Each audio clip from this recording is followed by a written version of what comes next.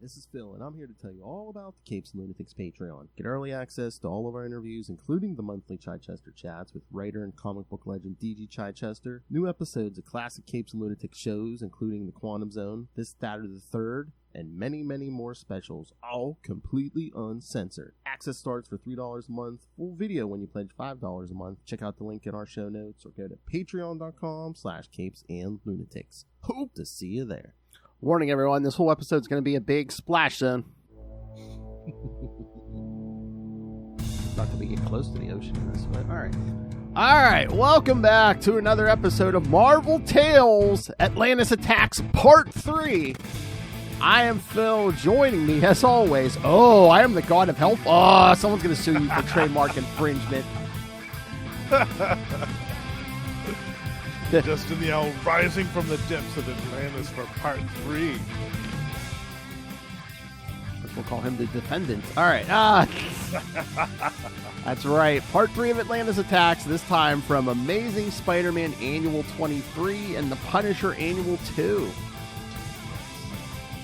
And like we said last time, that Spider-Man Annual will have special guest She-Hulk, and the Punisher Annual will have special guest Moon Knight.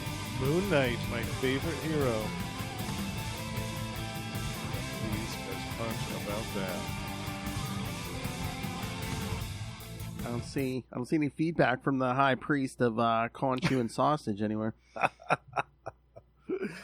Well, Ray and I actually discussed this issue. Oh, that's right. In detail on Into the Night, the Moon Knight podcast. I did hear that episode. Yeah. Yes. Yeah, I had asked him a while back. I thought, did you ever cover that Punisher Annual, the Atlantis Attacks one? And I think he said something like that he had, but it had been a long time since he had covered it. I thought, well, let's talk about that because I love that one.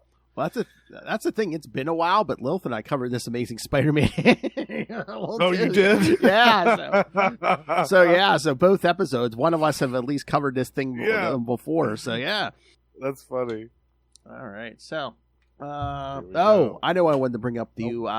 So, we are recording this Saturday of San Diego Comic-Con weekend. Yes. Did you see the news? We're getting a new West Coast Avengers book. I did see that.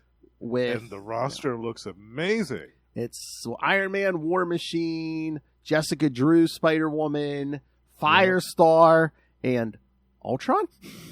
Yeah. I wonder what that's about. I don't know. I'm like, unless wasn't he bonded to Hank Pym for a while? I'm like, maybe there was one Ultron that was good. Remember in the original West Coast Avengers? Yeah, wasn't it 12 or something? Yeah, 12 or 13. Yeah, one of them. Yeah, was. I guess you could say he was kind of heroic. I guess, but he definitely had more positive aspirations than the other Ultrons by comparison. Yeah, I'm very curious about that. Either that, I was happy to see Firestar. Yes. Oh, I'm always down for Firestar. Yeah. But no, the Avengers. The Ultron, I'm like, wasn't he bonded to Hank Pym for a while? Was he just like, I thought I was evil, but then I saw on that dude's head, and now I figured, I'm good now. Oh, I didn't read any of that stuff when they were bonded together. Yeah. So, it's a weird time. Oh, and then there's a whole big, thing with Doom coming next year. Mm-hmm. Oh yeah. What was it? World Under Doom or something like that? It's like One World Under Doom or something. Yeah. Oh. Because I believe, spoilers, kids, I believe he's becoming the new Sorcerer Supreme. Oh. After Blood Hunt, I believe so. Oh. Yeah. And if you want a nice primer, come back for Doomcember. That's right. At the end of the year, return to Marvel Tales for Doomcember. Well, you should return every week, but yes, December, your present will be Doomcember, yes. Yeah. Here on other shows as well. Yeah, all month long. A different Doom story. Yes. And we picked some amazing ones for that month, I must say. We've truly outdone ourselves, haven't we, Phil? Oh, we always do. But yeah, I mean, before we jump into these issues tonight, I was I forgot that it'd be a while. It's like these issues this week and the ones next week. There's Atuma hasn't shown up again. It's like he shows up, but then it takes him a while before he comes back. Yeah, I think it's the Web of Spider-Man annual. That I know he's in there, because he's leading the Atlantean invasion force. But yeah. And the X Factor one, he's trying to drown Jean on the cover. Oh yeah. Yeah. So yeah, kids. This week it's not a tumor.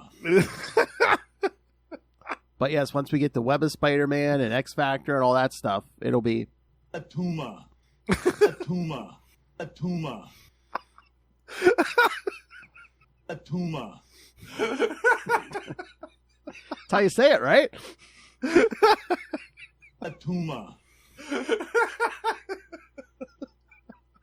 All right, kids, let's lock him out of that chair. And how do you summon a tumor? Gotta give him that hook. A tumor. Gotta give him that hook. A tumor. That's right. It's my mission to knock him out of that chair. Gotta give him that hook. A tumor. He's all red now. I love it. Remind me, next Energon Universe, I gotta play that for Russell. Yes. Russell's gonna love that. He's gonna be like, oh yeah, gotta give me that old tumor.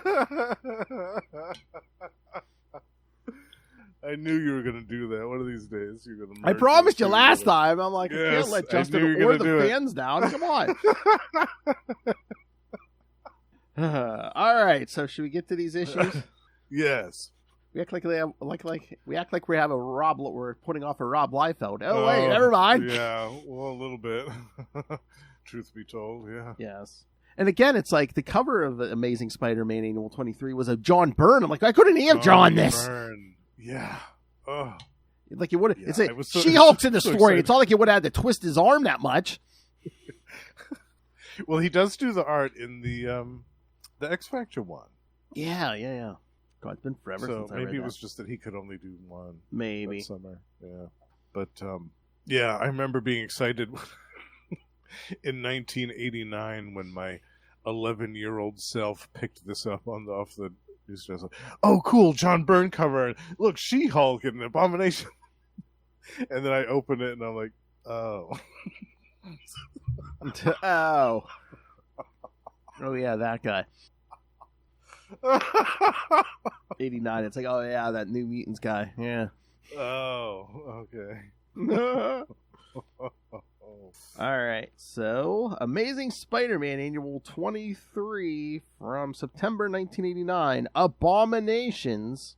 Writer Jerry Conway and David Michelinie. So, yeah, they were both the regular Spider-Man writers at the time. So, yeah, Yeah, of the that's three cool. books. So, yeah, so you got your regular Spider-Man writers on here. Artist or penciler Rob Liefeld.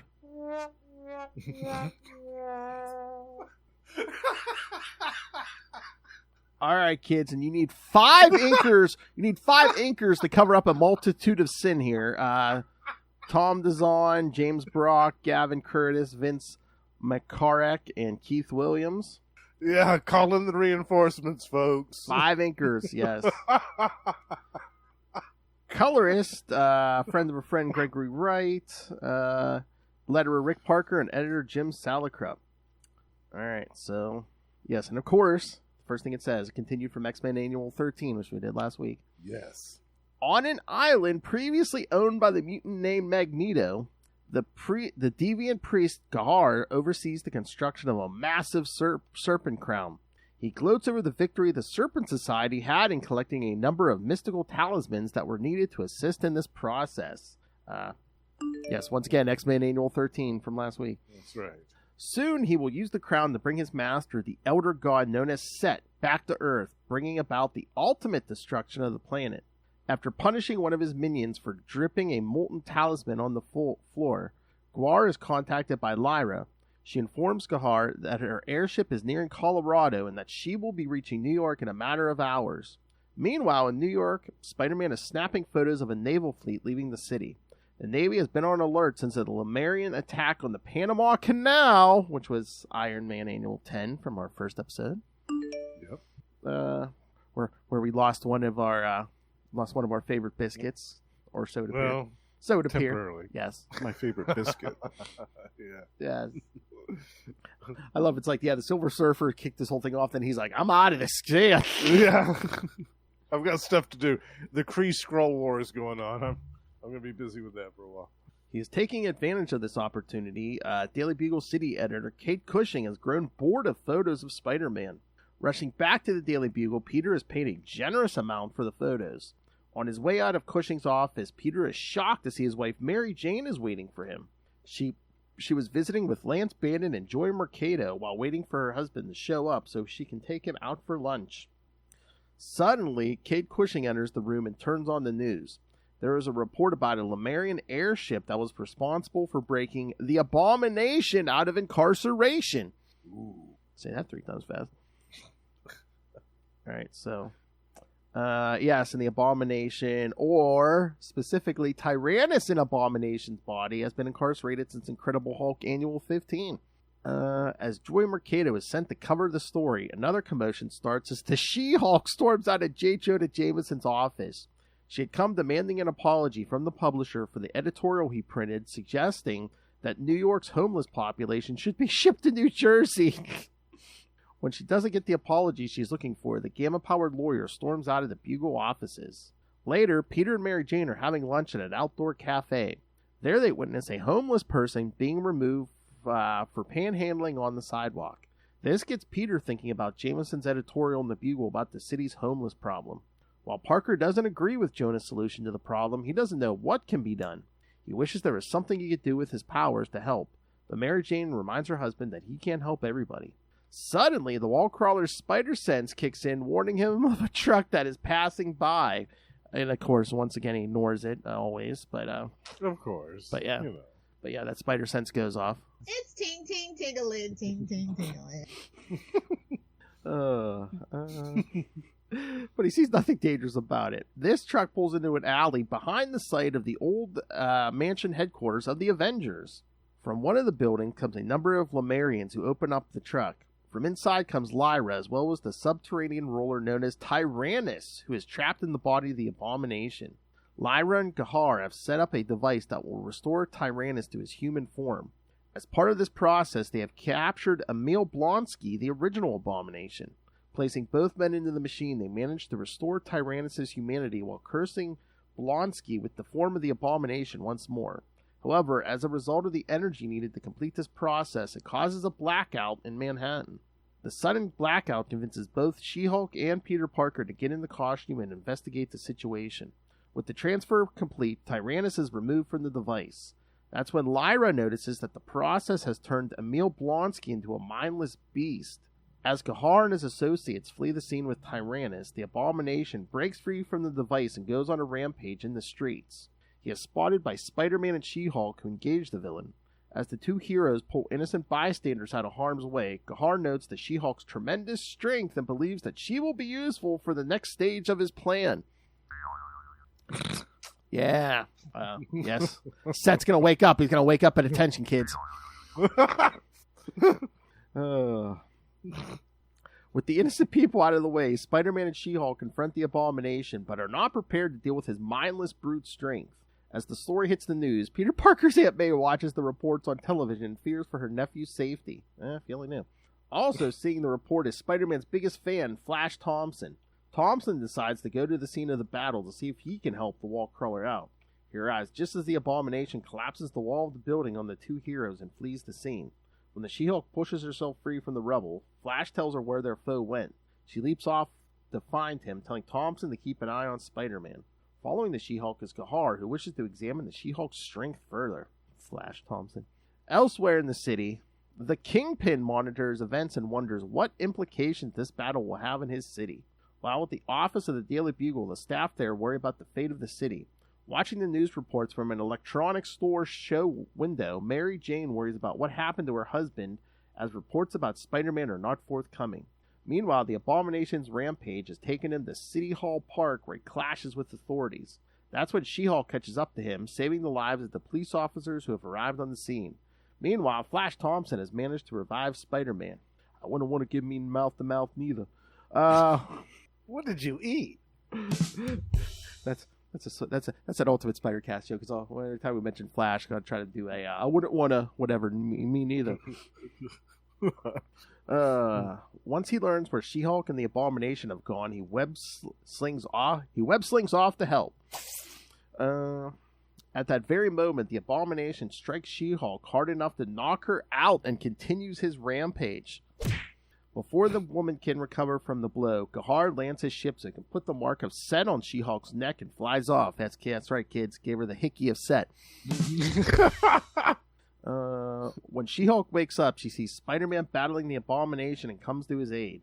Realizing that he is greatly outmatched, Spider-Man skitters up the Brooklyn Bridge to put some space between himself and the Abomination. This is when She-Hulk tosses a rocks-on oil fueling truck at their foe. The resulting explosion sets the Abomination on fire.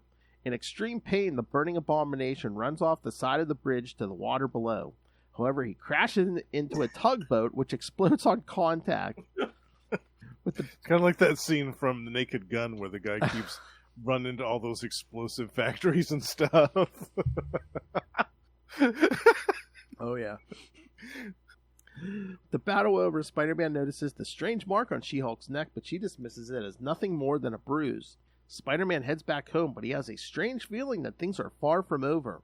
At that very moment, at a federal prison in Washington, D.C., Tyrannus is posing as a doctor so he can get access to the notorious terrorist known as the Viper. Yeah. Who we last saw almost blowing the brains out of Nancy and Ronald Reagan in the White House. Oh, yes.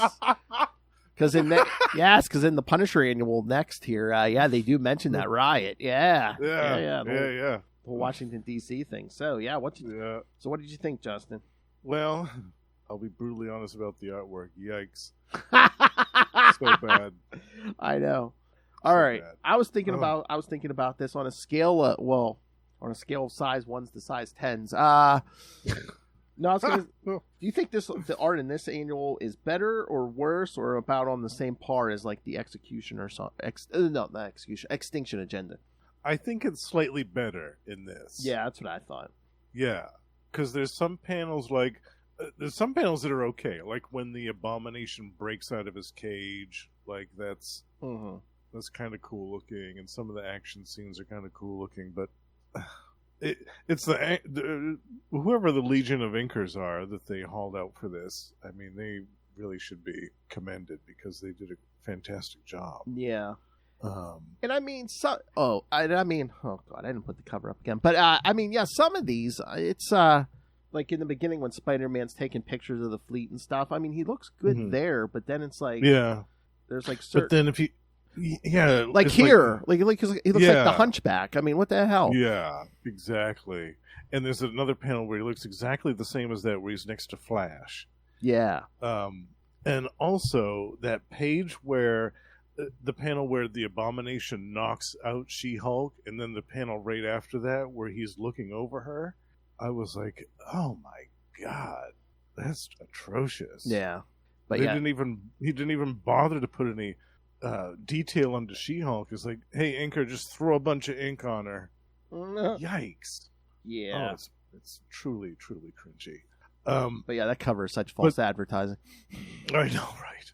The story's good, though. I mean, the script is excellent. We've got David Michelinie and Jerry Conway. I mean, come on, you can't go wrong. Again, you got the two regular Spider-Man writers at the time, so yeah. That's good stuff. And it is a good story. I mean, I love it. The premise, She-Hulk and Spider-Man versus a rampaging Abomination. It's great. Because, you usually get like a mindless Hulk. Yeah, this time you get a mindless Abomination, Yeah. And at one point, he actually knocks Jennifer out. It's intense. And it's a fun way to reset the status quo. Tyrannus is back in his own body, and Emil Blonsky is the Abomination again. Yeah, I had forgotten about that Incredible Hulk annual number 15 that preceded this appearance. But I think that was the one with the Mike Zeck artwork. But that sucks for Blonsky. They're like, we need someone to transfer the Abomination to, so they don't. It's not like they just grab anyone random. Like, we grabbed Blonsky, so we're just gonna give him this again. Yeah, gonna curse him again. And on top of it, now he's all burned up. He's all burned up and scarred from all the explosions that happened at the end of this. He's basically mindless, and now he's been burned to a crisp. Yeah, poor guy. Can't catch a break. All right, and the other thing about this Liefeld art, I mean, I know it was 1989, and some women had this, but not every woman had hair this big. Yeah. Look at Mary Jane. I mean, come on. You know what? I'll give him Yeesh. this. There were artists. I mean, maybe not to this degree, but McFarlane drew with big hair. Larson drew with big hair. I mean, so I give him. But it's like Joy Mercado. I don't think her hair was ever that big. Yeah, no.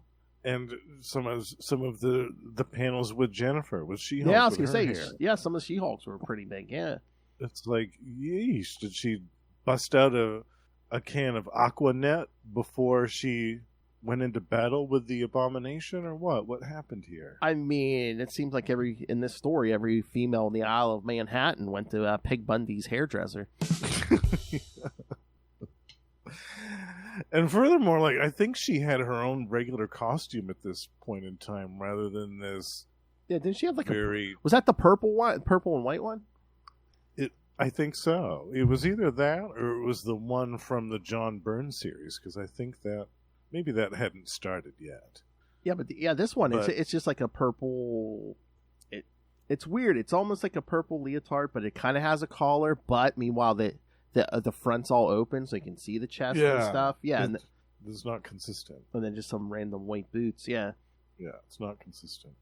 Yeah, I don't know. I just like again, she doesn't look bad there. Like when she's like taking off like her lawyer clothes. You know, she's kind of doing the Clark Yeah. Kent rip and shirt rip and stuff. She don't look bad there, but still, God, you compare just the image of her on the cover to that. It's like, Yeah. oh, God, leagues apart. But that's the thing. I Yeah. think, it's Liefeld wasn't. He could have done a decent job in this issue, but I don't think he couldn't keep the quality up for somehow. So, Yeah, I think they should have delegated him to some of the backup stuff. yeah, Because, I mean, they had to haul out 5 inkers to do this. And this wasn't like a long story. This was about the Mhm. length of a regular issue. hmm That's one thing I noticed, too, about these annuals in comparison to the Evolutionary War ones from the previous year, was that some of those stories actually almost comprised the entire annual, yeah. with the exception of, like, the High Evolutionaries origin backup that continued throughout all of them. But some of them just had one story, or maybe just one other backup story that was very short. Well, And again, too, I wonder if it's because for Atlantis Attacks, we're spreading the story among more annuals this year. So Yeah, definitely. Yeah, they had to be more concise with what they did in the story, in the main story, rather. Yeah. And again, a lot of it isn't even about the whole. I mean, yeah, we do get stuff with set. I mean, in the beginning they are working on that crown and stuff. Serpent but crown. Yeah. But it's most of this is just like, okay, we hired Tyrannus, we're going to put him back in his original body, and then at the end it's like, oh, we're going to free Viper for her to work with us too. Yeah. Like I said in the last episode, it was when I was reading this, I was like, wow, they are throwing everyone into this crossover. Oh yeah. And that continued with this. We have She-Hulk, we have Abomination, we have Tyrannus, we have Viper, all in one issue. It's wild. Oh yeah, yeah. It's like, and again, I mean, story wise, it flows great, but yeah, it's just that art is just because And we've got one more too, the New Mutants annual. Which oh, I think is, he if drew I that remember too. right, it's Oh. even worse. Oh. If I remember right, that one is worse. Oh God. I'm just, that's the thing with the art in this. It's like where some of it doesn't look bad. It's almost like it teases your eyes. Where it's like, oh yeah, look, it's gonna be good. It's gonna be good. No, Yeah. no. Yeah. And in the New Mutants one, it's equally a shame because they introduced this new Atlantean super team, which I always wanted to see as a kid. I was like, come on, there's got to be more superpowered people in Atlantis. Like, there's supposed to be millions of people down there. There's got to be more superpowered people.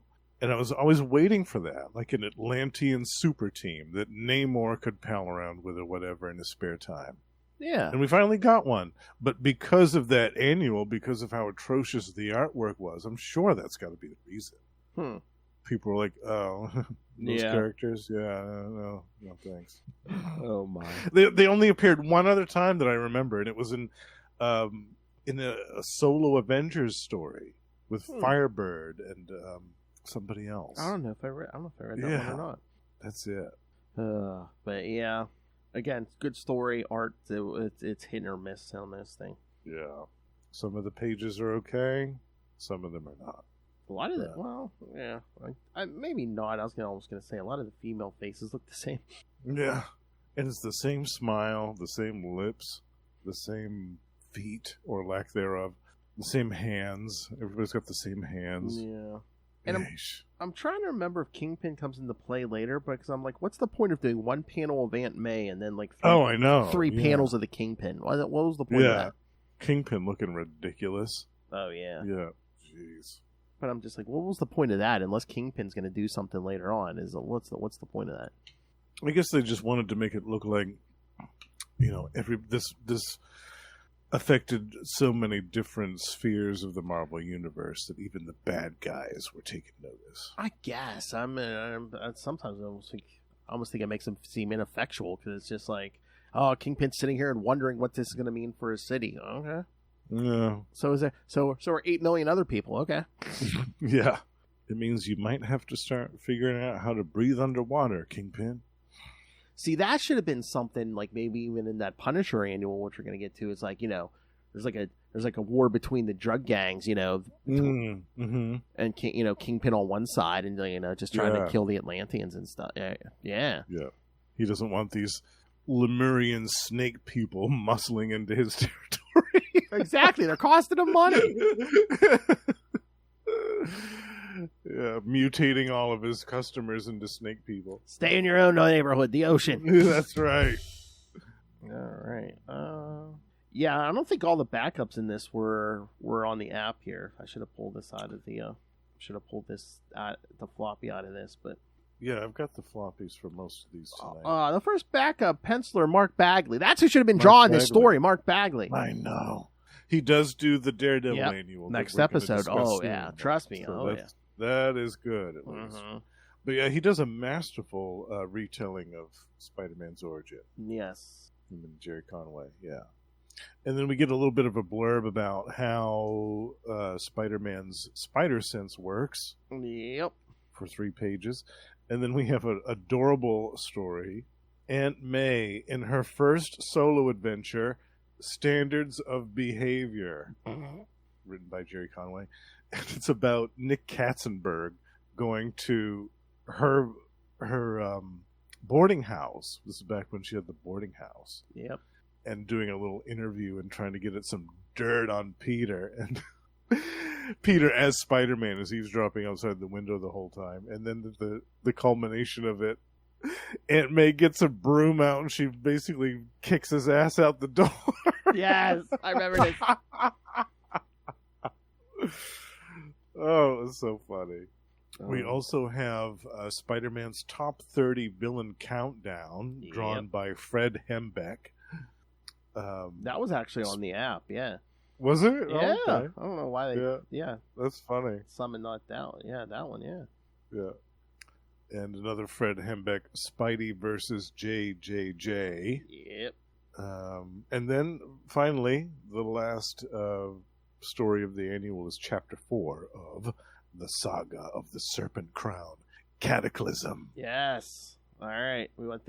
Shall we get to this one? Got the synopsis for this one? Yes. The Watcher continue. Oh wait. Hold on. I'm gonna scroll up. I'll do the credits here because. All right. Yeah. Saga of the Serpent Crown, Cataclysm. Peter Sanderson, writer again. Mark Bagley, penciler. Keith Williams, inker. Colors Mark Siri. Letterer Jade Moed, and editors Mark Grunwald and Gregory Wright. So yeah, once again, Mark Bagley doing 2 backups in this annual, which look way better than their main story. Yeah. So good. Yeah. Those made up for it, in my opinion. Yeah.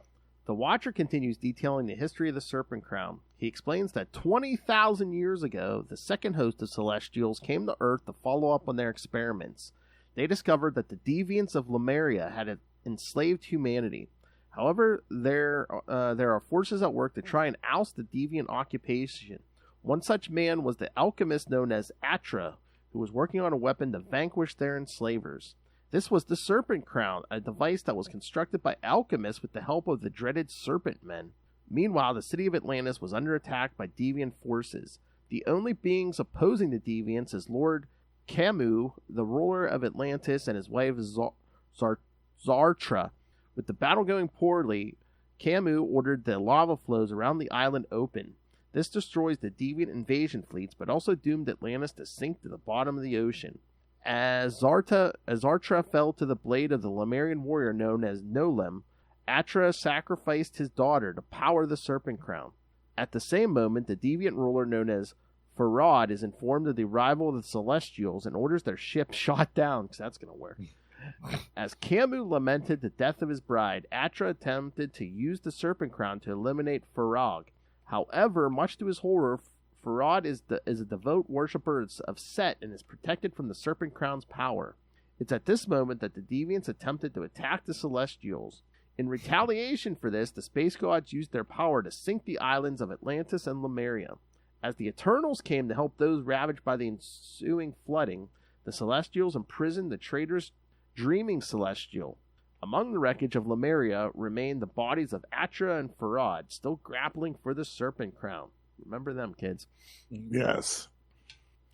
Man, we've been getting a lot of Dreaming Celestial lately. I know, yeah. It's been showing up everywhere. Mm-hmm. This reminded me that I need to go back and reread the comics that feature this stuff. Mm-hmm. This Atlantis stuff with the deviants and the Yes. Because I bet that's cracking good. I haven't read any of that Atlantis stuff. But I have to laugh every time that the deviants open fire on the Celestial ship. It's like, what do you think that you're going to accomplish?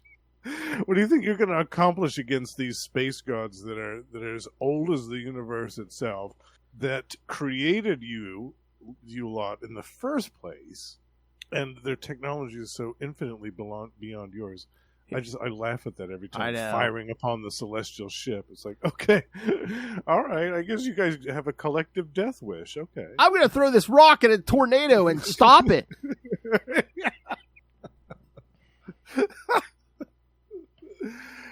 Yeah, so funny. Oh man, have you read any of that stuff, Phil? Any of that Atlantean stuff? I don't think if I did, it's been many, many, many years. Yeah, it says in the beginning of this chapter, it says something recognizing the works of Jack Kirby, Steve Gerber, and Howard Chaykin. So they must have done a bunch of anthology stuff around that time. Oh, another art continuity error from that main story. Liefeld leading us down again. The Lemurians are all drawn to resemble Gahar rather than Lyra, who is actually from Lemuria, while Gahar is a deviant, and none of his race look the same. Yes. Good job, Liefeld. Yeah. And some of the Lemurians have green skin, some of them have blue skin. Yeah. Yeesh. Well, he stuck his foot in his mouth this time, kids. Good thing it's so small.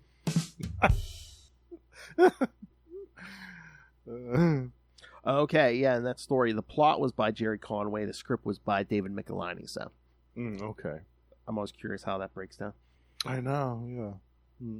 All right, so any other thoughts on this one, or shall we get to... No, I think we've covered that one pretty good.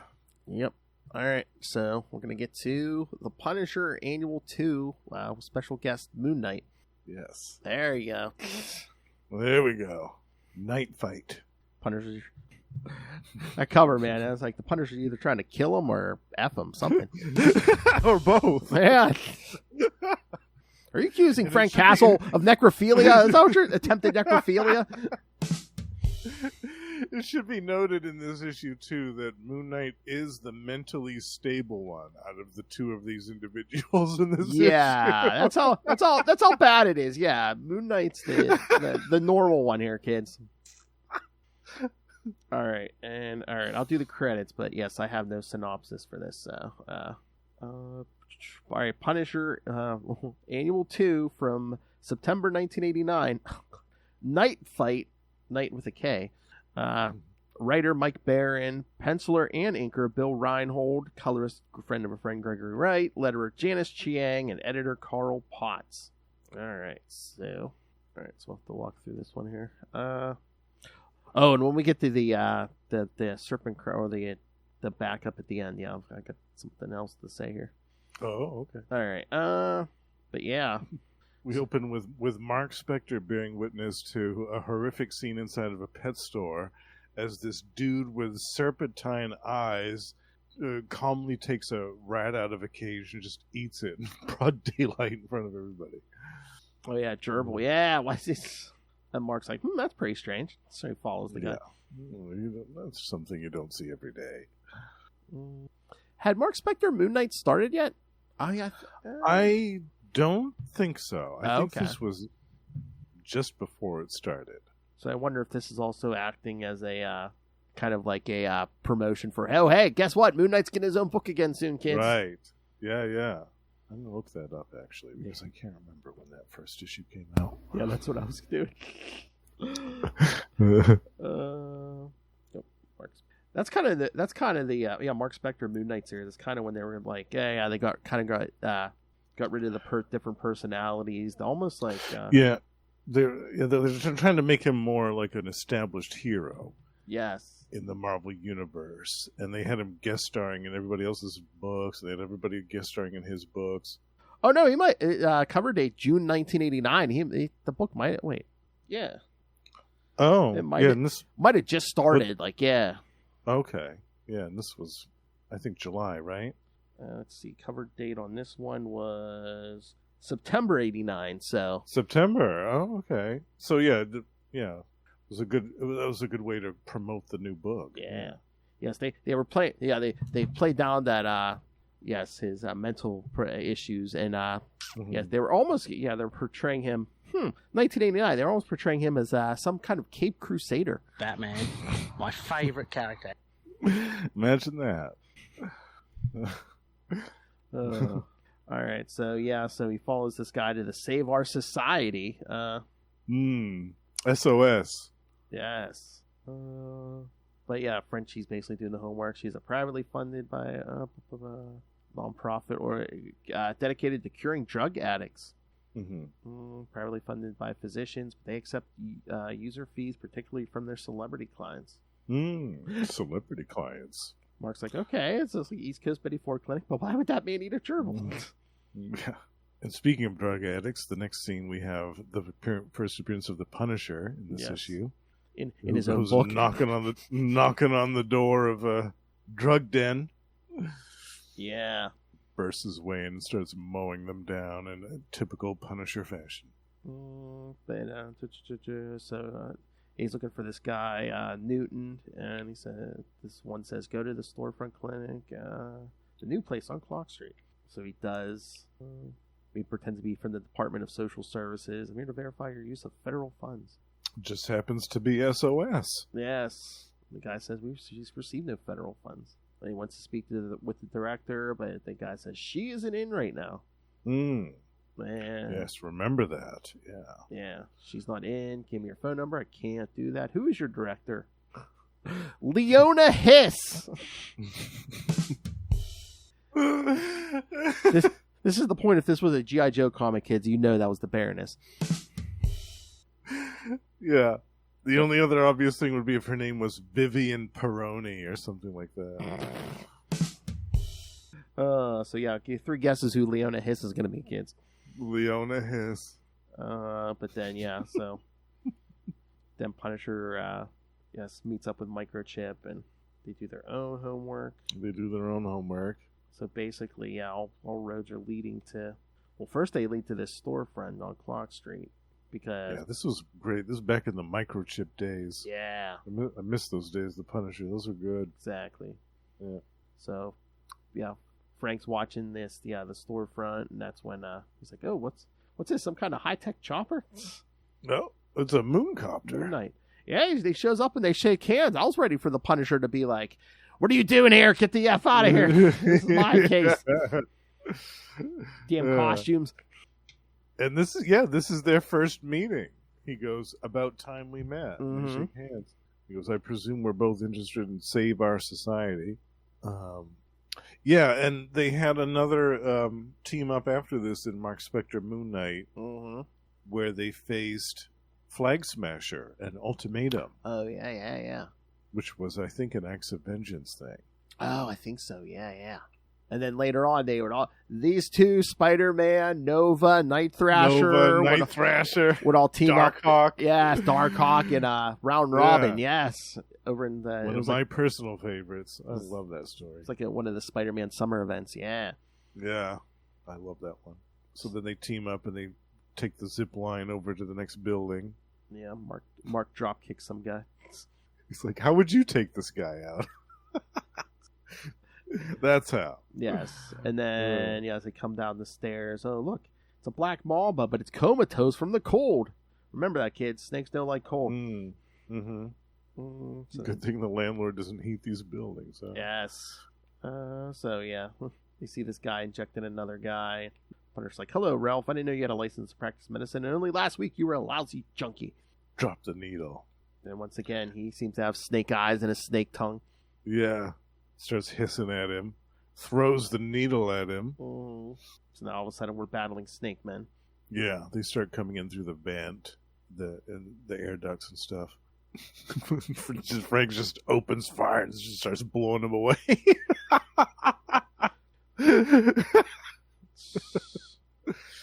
Mark says, "What have we stumbled into? They move slow, but they don't feel any pain." Frank says, "It's the cold." Yep.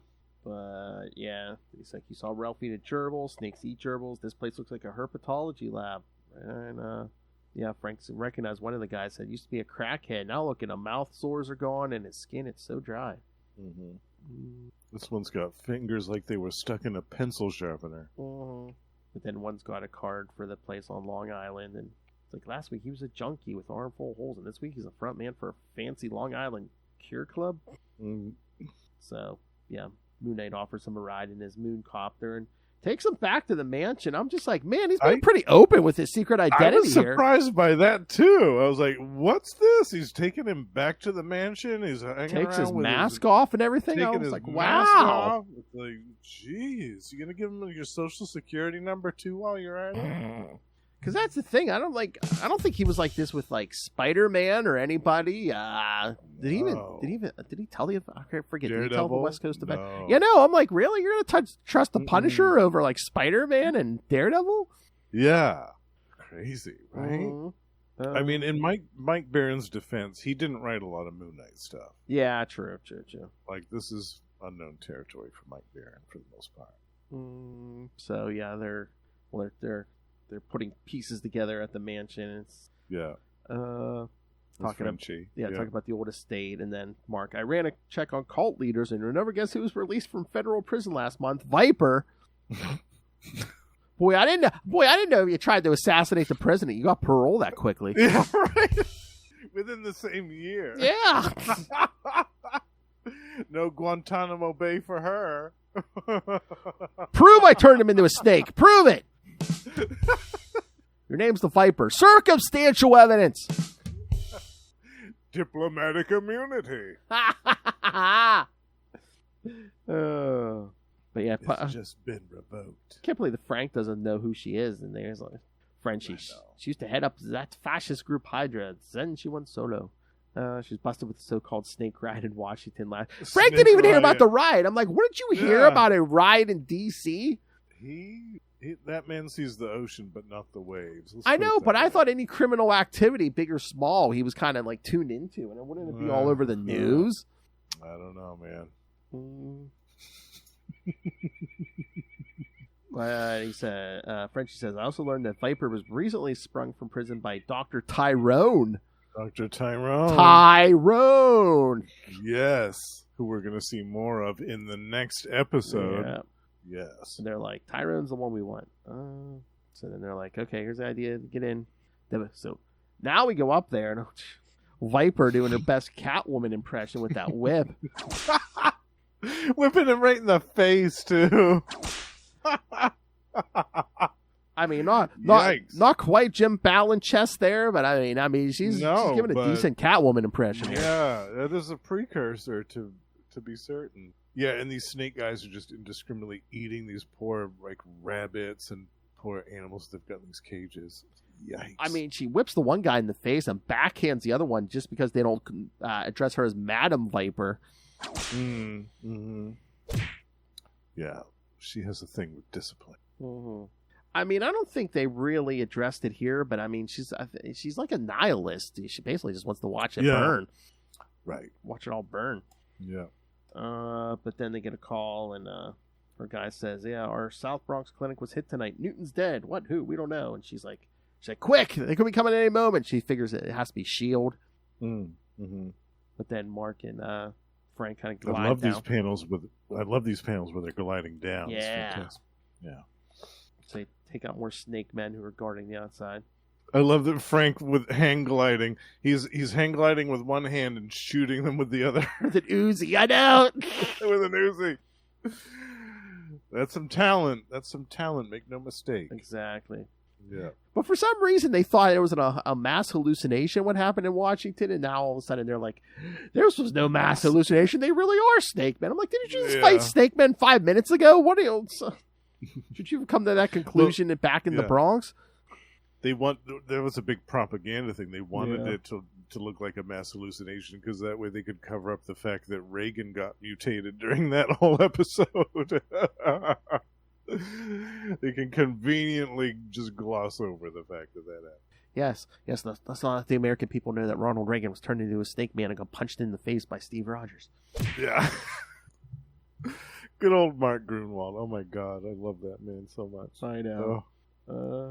I love Frank. Let's check the house. Mark, why not? Who needs the element of surprise anyway? Just shoots the windows out. Yes. Which wasn't a good idea because right after he does that, the Viper comes down and gives him the jab with the needle. Yeah. I love the minute he shoots out the window. Mark's like, "I'm going to go another way." But yeah, she injects Frank and he starts hallucinating. Although he immediately goes nuts. He goes nuts. "I'll kill you," he says. "I am the god of hellfire, and I bring you." He just starts lighting up the place. Yeah, it really didn't work the Viper's advantage because he's still shooting at her. Yeah. Except now he's even more deranged. Yeah. Oh, yeah. And again, and then Mark's battling more snake men. He's like, "I heard a lot of gunfire." Then it stopped. The time to start worrying about Punisher is when the gunfire stops. Yes. I think that might be my favorite piece of dialogue in this whole issue. Yes. And again, like the snake men are wearing thermal packs, trying to get them moving quicker. And I liked that touch. Yeah, that was cool. The Viper's like, I guess we're gonna have to design more efficient thermal packs. Yeah, they're wearing some type of bodysuits which help insulate the reptilian hides. Yeah. Then she ejects her right hand man, and she's like, "This will charge you with great strength long enough for me to escape. Stop that." It's a big guy, and too. he does give Moon Knight quite a fight. Yeah, because he's like smacking him in the head and stuff with those nunchucks. Nothing. Yeah. This is back when Moon Knight was rocking just the nunchucks and the crescent darts, and that was it. Exactly. Yeah. So he tackles him out a window. He's like, "Got a regular nuclear generator back there, don't you?" And yeah, rips that thermal thing off his back and knocks him out. Then he thinks, "I better find the Punisher." So he sees the rocket take off with the Viper in it. Yep. Then Frank's hallucinating. He's like, "Snake Man." He's like, "Hold it, buddy. I'm Moon Knight, remember? You're all trash." You're all trash. And then I love this part. Moon Knight giving him the old razzle dazzle with his crescent darts. Yeah. He's doing like this hypnotic, fast handwork. It's amazing. So he doesn't even touch him, does he? Because Frank all of a sudden just starts going into convulsions. I think that actually might be my favorite part of the issue because rather than it just being a mindless slugfest of, okay, we could have written it as Moon Knight just takes his nunchucks out and just beats the hell out of Frank until he's unconscious. Instead, he does this unexpected stuff with the hypnosis. Yes. I just love it. I think it's so cool. I wasn't expecting that. Mm-hmm. So Mark takes him back to the mansion once again, and the Punisher basically slept through it. Mark tells him he's out for 2 days. Yeah, he's gonna piss out the toxin eventually. Exactly. Work its way through its system. So Frank says he has irons in the fire, and Mark's like, "You know where to find me. Thanks for your help. Maybe we'll do this again sometime." Punisher says, "What next?" And Frank says, "You'll read about it in the papers." So it was a decent story, but it almost seems like this should have been a Moon Knight annual almost more than a Punisher annual. It does feel like more of a Moon Knight story, doesn't it? Yeah, it does. Although I guess maybe, like we said, maybe it's just because they were promoting the Moon Knight book, but Yeah, for some reason I had thought that this came out before that series started, but I guess I've been wrong all this time. That's funny. Yeah. Seems like I thought that these annuals came out in the summertime. I mean, the cover date was September, so maybe it might have come out in like July or August. So. Yeah. But I loved the artwork of Bill Reinhold. Oh, yeah. I wish that he had done more Moon Knight, because I just thought his rendition of Moon Knight was so good in this. Yeah. Oh, yeah. And he drew him somewhere else, too. I can't remember. Maybe it was a Solo Avengers or some other story. But, yeah, anytime that he drew Moon Knight, I was happy about it. He made him look so good.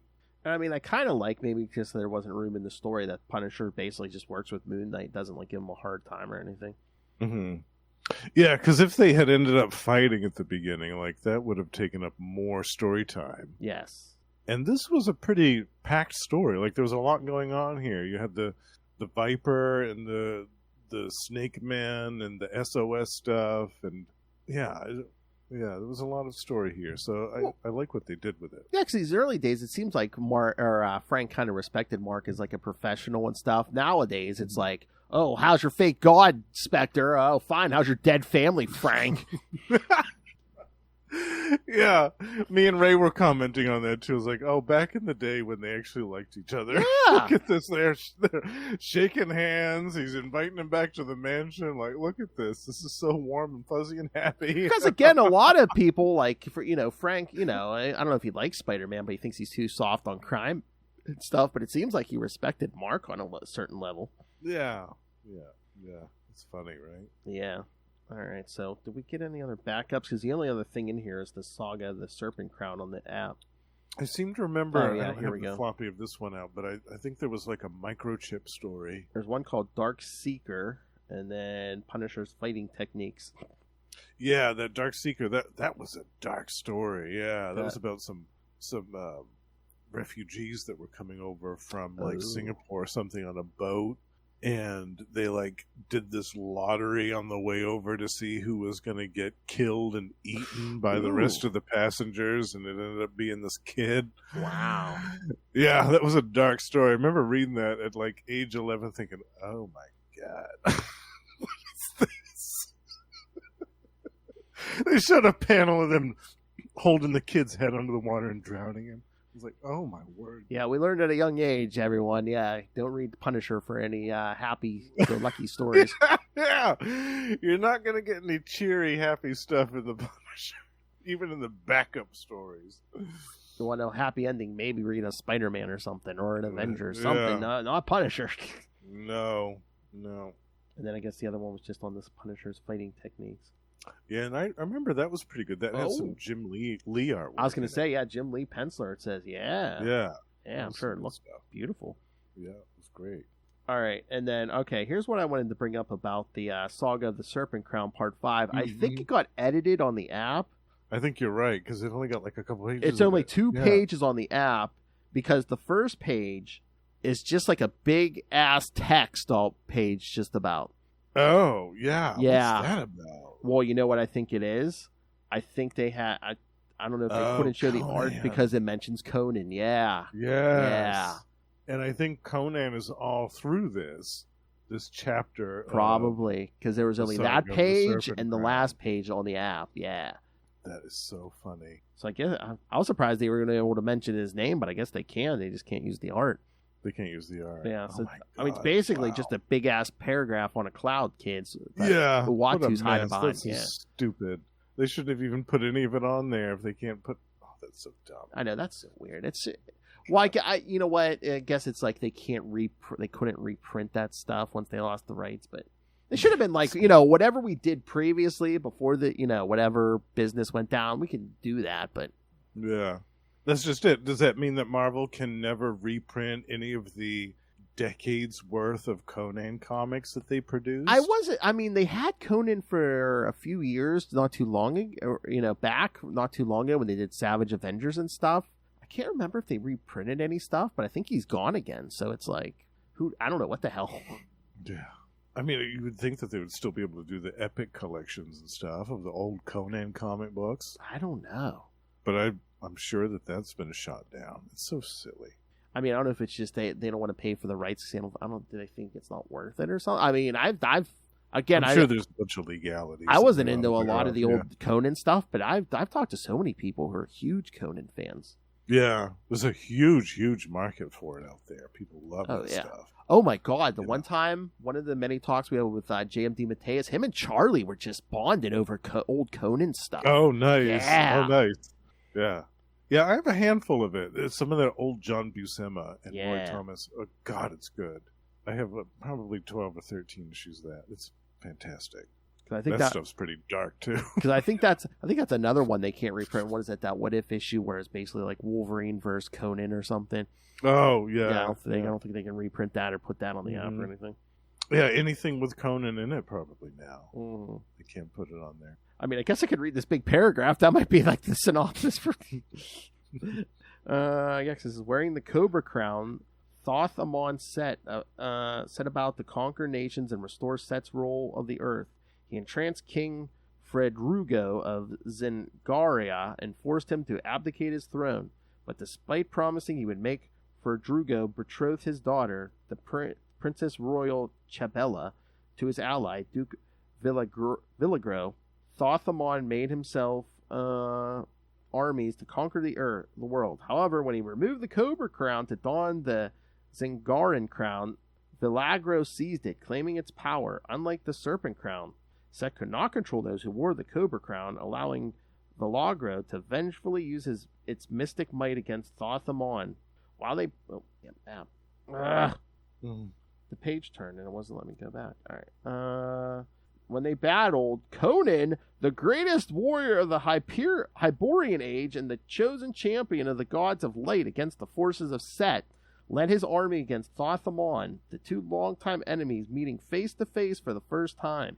Distracted by battling both Villagro and the champion, Thoth Amon let his control over King Ferdrago falter, and the dazed king realized he had been ensorcelled after Thoth Amon killed Villagro. Conan and Zingara's armies battled Thoth Amon's loyalists. During the melee, Thoth Amon realized Villagro's insane mind had exhausted the power of the Cobra crown, rendering it useless. He subsequently fled. The enmity between Thoth Amon and Conan continued for decades, even after Conan became the king of Aquilonia, with the help of his loyal soldiers and son Khan. Conan thwarted Thoth Amon's every scheme and eventually succeeded in exterminating Thoth Amon's allies, the last of the original Serpent Men, and that's all printed on that cloud on the first page. All of that text. Yes, between Uatu's word bubbles. Yeah. Yeah. Yeah. Oh my God. Because Uatu's saying, Uatu saw how the serpent crown talisman of the serpent demon Set was lost in the sinking of Lemuria, but Set eventually brought about the creation of another such power object known as the Cobra crown, and around 12,000 years ago he saw to it that it fell into the hands of the most sinister figure of the Hyborian age, Thoth Amon, wizard, lord of the land of Stygia.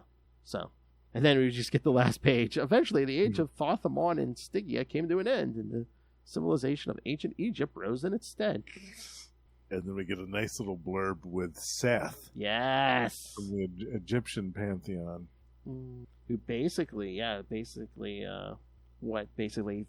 making all the believers think he is Set. Mm-hmm. He says, yeah, call me Seth. And then Uatu says, in his dimension, the serpent god Set writhed in fury. For though this deception, this young death god had made himself heir to his name and all his worshippers on earth, Set would have to look elsewhere for new followers, and eventually he would find them. Yes. As we will discover in the next episode. Mm-hmm. But yeah, look at that Bagley art. Look at that snake. Look at that. Yeah, so good. Yeah. Yeah, he's fantastic.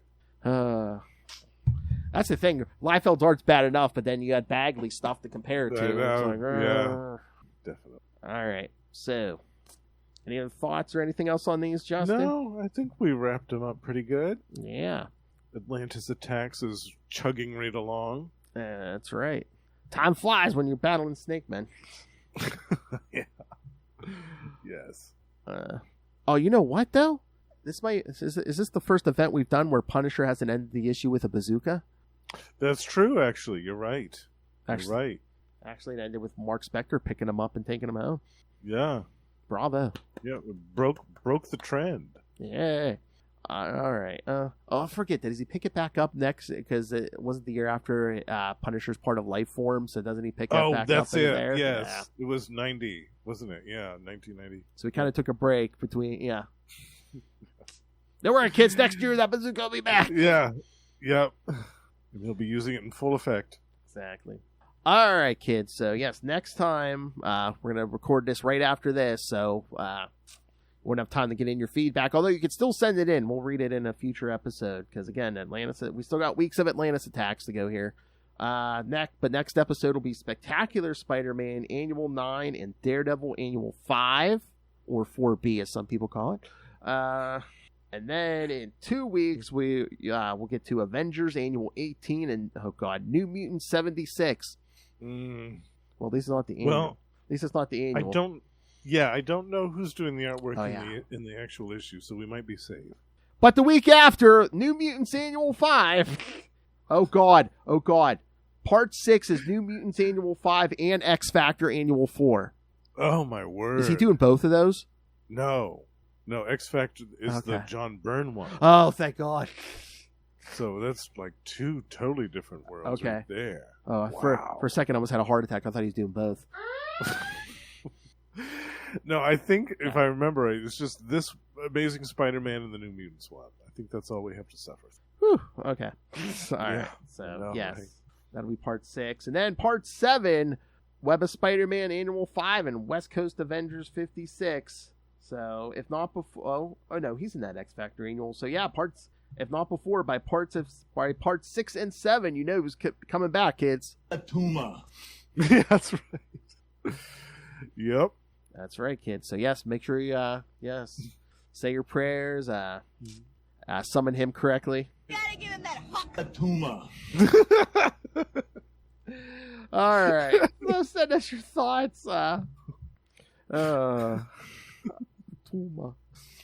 right. So send us your thoughts. Email us, CapesandLunatics@gmail.com, or call the voicemail 614-382-2737. That's 614-38-CAPES.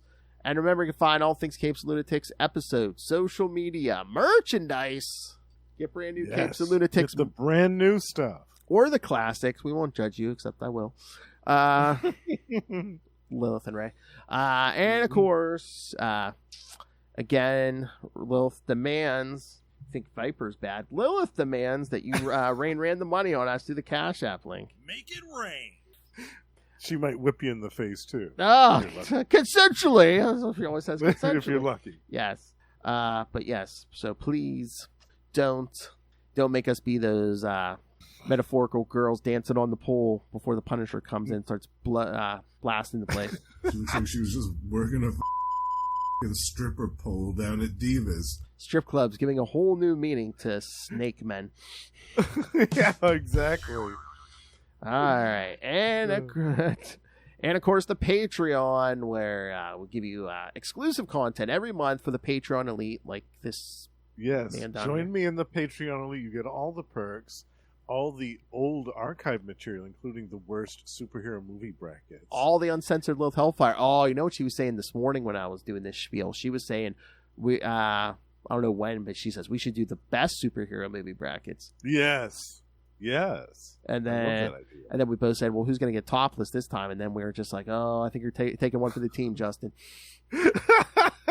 I was like, oh, I was like, oh, F, you know, Lilith ain't going to do it, so it's going to be you or me. So,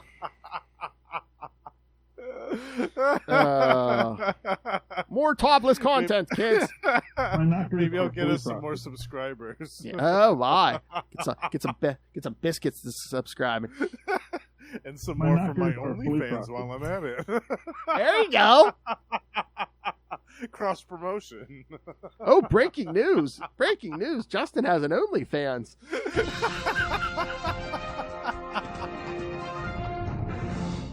Maybe we can finally get Nora to subscribe and tell him you're topless on here. All right. All right. So, yes. If you want this this buttered biscuit topless. Yes. Make sure you subscribe to our Patreon, patreon.com/CapesandLunatics, or you can find the whole thing, everything at tubespace.ao/CapesandLunatics Podcast Network. That's tubespace.ao/CapesandLunatics Podcast Network. More vicious and brutal than ever. I think Lilith was talking about doing something naughty the one time, and I'm like, you know how much I could charge Ray for that? Come on.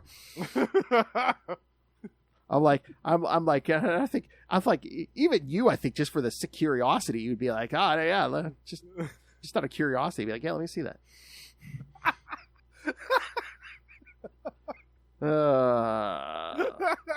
I ain't right, kids. I ain't right.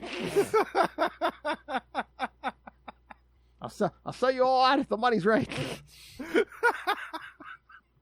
All right, but Living in America. speaking of this fabulous biscuit, yes, you can hear him here every week on Marvel Tales. You can hear him at least once a month on X-Men Classics here, once a month on Energon Universe, talking the new Transformers and G.I. Joe coming out of Image with me and Russell.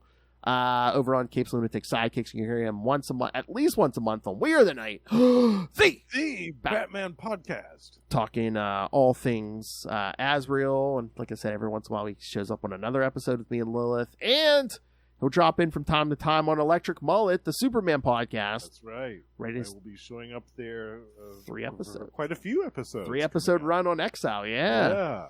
All right, but that's not the only places he appears. So besides that OnlyFans, Justin, tell them where else you appear.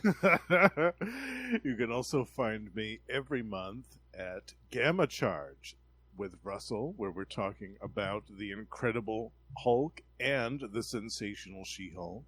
We have an interview with writer David Pepose coming out, so do check that out.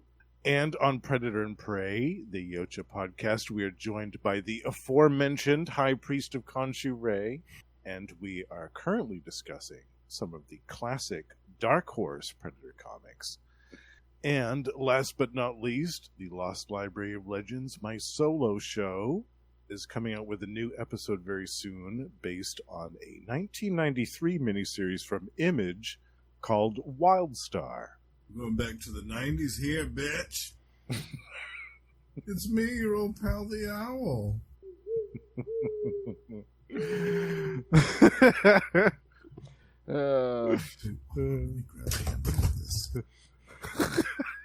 I'm going to eat this up with a fork and spoon. Double biscuits for me. Do you remember every moment of those drunk videos? Oh, I do. Oh, okay. You're like, if I did it before, I remember now. I do. Those are my unboxing videos. That's right. That's right. I hope to get another one this year. Oh, yes, every year. Good. I try to time it for the week of my birthday. Mm. Yeah. Good. Good. Hopefully I don't have to subscribe to the OnlyFans or nothing. Oh. All right, kids. Thank you for joining us again. Next episode, more Spider-Man's gonna be in both issues, but all right, but yeah. Spectacular Spider-Man Annual 9, guest starring Cloak and Dagger, and Daredevil Annual 5, guest starring Spider-Man and Doctor Strange. Gonna get crazy real quick here. Get more Tyrannus, get more Leona Hiss. Leona. Then some more Mark Bagley. That's right. Come back next time and watch those feet.